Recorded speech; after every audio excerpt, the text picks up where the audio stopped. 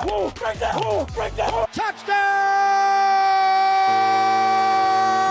San Francisco! McCaffrey's going to score. He gets picked off by Hufanga. Fred Warner with the INT. George Kittle. That's a sackaroonie, baby. Ball is out. It is picked up. Run back the other way. 49er faithful, welcome back to the Gold Rush podcast. I am your host, Javen Takar. Thank you for tuning into another video. First and foremost, I want to apologize about the last episode after the Super Bowl. Something went wrong and it only uploaded like 2 minutes of it. No idea why, but yeah, there was a whole length thing and it's on Spotify. So if you watched the video and you were confused what the heck happened, go check out the Spotify and that'll kind of clear up some answers. It'll clear up obviously the end of the video. And it really sucked because I was showing a lot of emotion in that video because I recorded it right after the Super Bowl. And yeah, so it was really raw. I have no idea. I don't know. I don't know what happened, but yeah, I apologize. And if you want to tune in to the Super Bowl loss episode, it is on Spotify. Hopefully we're moved on by now. I will say I for one am not still, definitely still hurting. We were right there, man. It was right in our hands. And it doesn't help that I've got friends and coworkers and this and that still talking to me about the game. When I'm wearing my Niners gear to school, professors are still saying, they still want to talk about it. And hey, it is what it is. But you read the title. What we're going to get into today, Steve Wilks was fired shortly after the Super Bowl. Looking like a scapegoat, a lot of people are saying. So we're going to talk about that a little bit. And then potential defensive coordinator candidates. Who's going to be next to join the coaching staff? It sounds like the 49ers and Kyle Shanahan are closing in on a deal with somebody. So it'll be interesting to see how that goes, how soon it'll be right after I record this video. Who knows? Maybe as I'm recording this, we get the news. We'll see what happens. But yeah, definitely sooner than later, you want to get a defensive coordinator, obviously, especially going into the draft. You got the combine coming up. You would expect that your defensive coordinator, you want to bring in somebody until they know what they want, and discuss game planning into next season. So I'm a little concerned about that. But yeah, so Steve Wilks, beginning of the season, he starts off in the booth. Shanahan calls him down, get up on out of there, buddy, because the defense was struggling, and point blank period. He comes down and automatically the defense feels like it took a drastic turn. Feels like it got a lot better. Feels like it had more energy because you had Wilks communicating directly to Fred Warner, to Ambry Thomas, Charvarius Ward, etc., etc.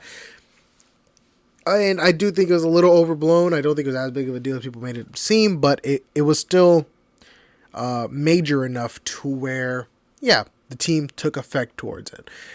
Super Bowl comes, whatever, and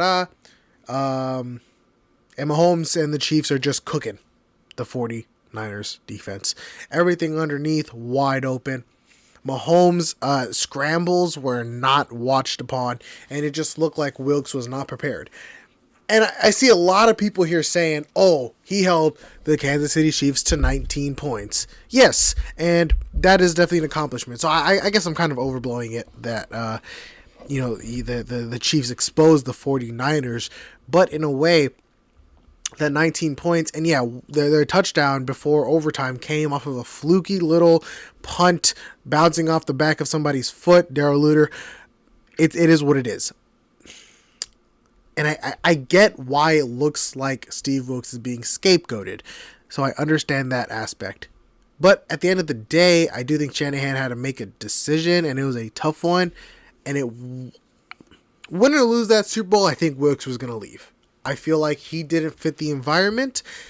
His culture just didn't really mingle. The whole defense just really didn't mingle. The D-line, really nothing creative going on there. The secondary, yeah, it took a big step up, and that's what Wilks specialized in, was the secondary. And so that was definitely big. You definitely saw that improvement, especially cutting down pass interferences.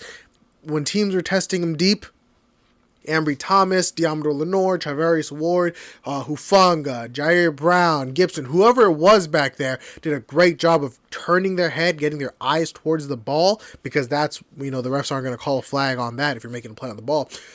And so you definitely saw those improvements from Wilkes. But everything else, it felt like the front seven, it was really just relying on that star power, Nick Bosa, Fred Warner, Greenlaw, Hargrave, and not really trying to help them out as much. Of course, they went out, they got Chase Young. But even Chase Young, he needed some help. He needed some improvement, and it just feel like it wasn't there. I feel like we didn't really see a lot of stunts. We didn't see a lot of creative blitzes.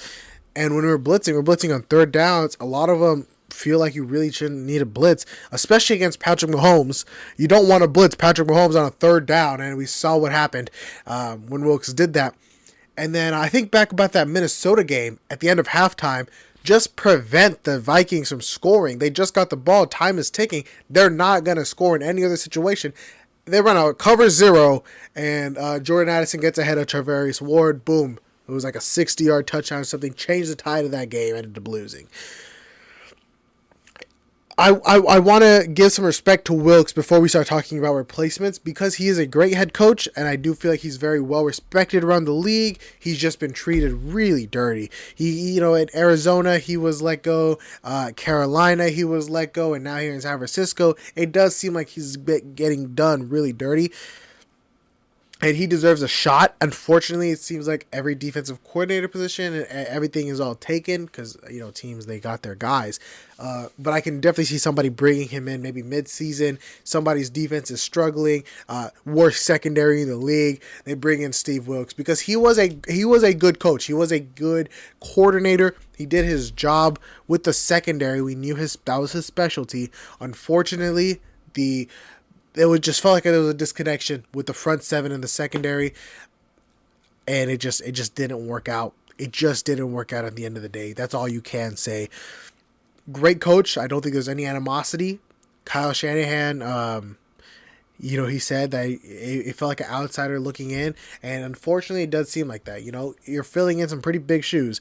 Robert Saleh, 2019, that defense was iconic.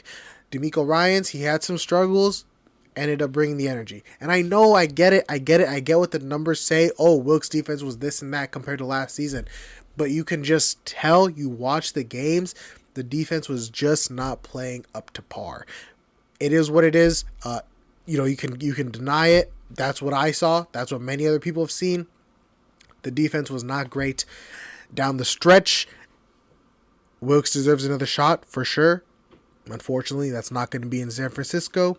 Now looking into the future, who's going to replace Steve Wilkes? Because no doubt he definitely left some really good footprints behind that somebody's going to have to fill in. And so there's some very interesting candidates out there, some former head coaches. And the obvious answer might be also hiring within. And I do think that that's the route the 49ers go. But let's talk about hiring outside, bringing somebody else in. And, again, with the comments that Shanahan made about Wilkes feeling like an outside looking in, I don't really feel like they go the outside route. But it'll be fun to dream. So first and foremost, Bill Belichick, what is he? 8-time Super Bowl winning head coach, played with Tom Brady, coached the New England Patriots, coached some really great defenses. That's the obvious answer. That's the dream hire. But is it though? I truly don't think so. I don't know. Of course, it sounds ridiculous saying this, that Bill Belichick, I don't want him to be the defensive coordinator of this team, but I feel like he's going to want too much power, too much control, and I don't think that Shanahan or John Lynch wants to give that up to whoever they bring in. Bill Belichick does have ties with the Shanahan family, so it could happen. Of course, Shanahan, what do you want to call him, a Nepo baby, I guess, whatever you want to call him. And I think Bill Belichick has said, he respects the Shanahan family. And I believe Shanahan's first year or something, he said something about, if Bill Belichick was available, he'd want to bring him in. I'm sure there'll be a phone call, this and that. I don't know. Bill Belichick, he struggled recently because the Patriots have also had a lack of talent. They haven't had a quarterback. He would be an interesting hire and definitely a big name, a big splash. And Niner Faithful would be very happy. But I would not hold your breath on Bill Belichick. being the defensive coordinator. Who my dream hire is Mike Vrabel, the Tennessee Titans head coach. The guy brings energy, former linebacker. He was such a good coach. He slowed down Lamar Jackson. He's slowed down Patrick Mahomes. He's played against the greatest. And even that Tennessee defense that didn't have super talented guys. You had Jeffrey Simmons, you had Kevin Byard, sure. But I would love to bring in Mike Vrabel, I think. I think he would fit the team culture. He would really connect with the guys. And I think that a lot of them would respect him and what he brings to the table. So Mike Vrabel is my pick. Mike Vrabel is who I want to be the defensive coordinator for the 49ers. And he just seems like a great guy all around. So, yeah, I think Vrabel would be really cool. Third up, we've got Brandon Staley. Brandon Staley could be an interesting pick as well. A lot of Niner fans are not happy about hearing reports that the 49ers are interested in Brandon Staley. But hear me out. He's been solid as a defensive coordinator. Sure, as a head coach, he wasn't the greatest. He struggled with the Chargers. But as a defensive coordinator, let me see. I believe I have some stats here. Oh, but I'm not seeing them. As a defensive coordinator with the Rams, he was really solid. And of course, the Rams, you had Aaron Donald and this and that. You've got a Nick Bosa, you've got a Fred Warner. He can work with the talent. I would love to bring in Brandon Staley as well, if it's not Mike Vrabel. Honestly, I will settle with Staley. And then somebody else that's interesting, Pete Carroll. Pete Carroll is getting talked about. Of course, the Seahawks fired him. He's very old, obviously, in his 70s. But hey, we won't be ageist here. He would be an interesting hire, and I know Niner fans, it would take a while to accept him and bring him in. But he could be solid as well. Maybe my least interested, though, from those four names. For me, the list goes Vrabel, Belichick, and Staley are close. And it sounds crazy, but I might take Staley. Just as a defensive coordinator, we're talking strictly. Maybe Staley just slightly over Belichick, because I think Belichick might want too much power. He might want too much of this and that and ruin the dynamics with the front office. And then, yeah, Carroll would definitely be my least notable guy, just because I don't know. And then now let's talk about promoting within. So there's a lot of guys that I do believe could get the call up. First and foremost, the name I've seen around, Daniel Bullocks, 17 years with the team. He is a defensive backs guy, and I think he could be solid. I've heard a lot of good things about him. He's like 40 something, so a little bit on the younger side, which kind of sucks because that means he's going to get scouted out and taken in a year or two as a head coach. But yeah, I believe he's a former defensive back too in the league. So if you want to stick with the Wilkes route and go with the DBs getting a lot of attention, I think Bullocks would be a fantastic hire. Johnny Holland, 36-year experience. He's the linebackers coach. He's been around for a long time. They always show his face on the sideline. The linebackers obviously have been really well. We went from Patrick Willis and Navarro Bowman. We had Chris Borland for a little bit. And then, boom, we got ourselves Fred Warner and Dre Greenlaw. So it does a really good job at picking out the linebackers. It'll be interesting to see how that would develop into coaching the rest of the guys. I obviously try. I think any of these in-house guys would be good. They wouldn't be, they won't be league-breaking, league-shattering. But I think that they would work out really, really well. Johnny Holland, definitely well-respected around the team as well. He would be cool. And yeah, with what well, you see how the linebackers are coached. If we expect that, I think the whole team would just be nitty gritty and nasty. And Nick Sorensen, 21 years experience, the defensive passing game coordinator, and I believe on the website he was posted as Nickelback as well. I don't know too much about him, honestly. I've just seen his name floating around, so I figured I'd add him in. A lot of people are saying that he's really, really good, though, and that he'd be a great hire and such. So I definitely got to look into him a little bit more before I can give a solidified opinion. But I'm sure he'll do great. Nick Sorensen.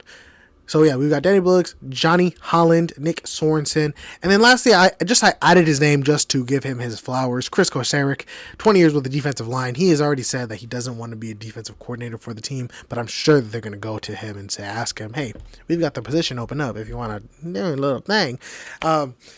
He loves himself on the D-line though, but he's such a great coach. He's super respected, and he would be fun to have as DC, but I think that he wants to stay on the D-line.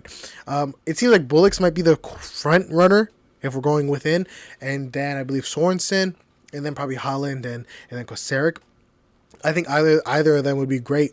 I am a big fan of hiring within, promoting the guys who have been in the company, who know how the team is ran, who know the culture. I'm cool with it. So yeah, overall, we'll see what happens, folks. Bosa shrug. Alrighty, that's going to be it. I'm going to round off this episode. Make sure you tune in Sunday on my Run Among Sports channel. My camera's going to die. I got to hurry this up. Run Among Sports, Sunday, folks. Tune in. There's going to be a special video. It's going to be fun. It's going to be fun. It's going to be electric. Make sure, you don't want to miss that. I will try to post more consistently. We've got a lot of news to cover in the off season. We're going to be going into the draft. We're going to be going into the combine. We got free agents. It's going to be fun. Folks, I'll catch you on the next one. Thank you so much for listening to the Gold Rush. Again, I am your host, Javen Takar. I will catch y'all in the next one. Check out the link in the description below. Follow all the socials, the TikTok, all that good stuff. Alrighty, folks. Camera's going to die. I will see y'all. Peace out, faithful.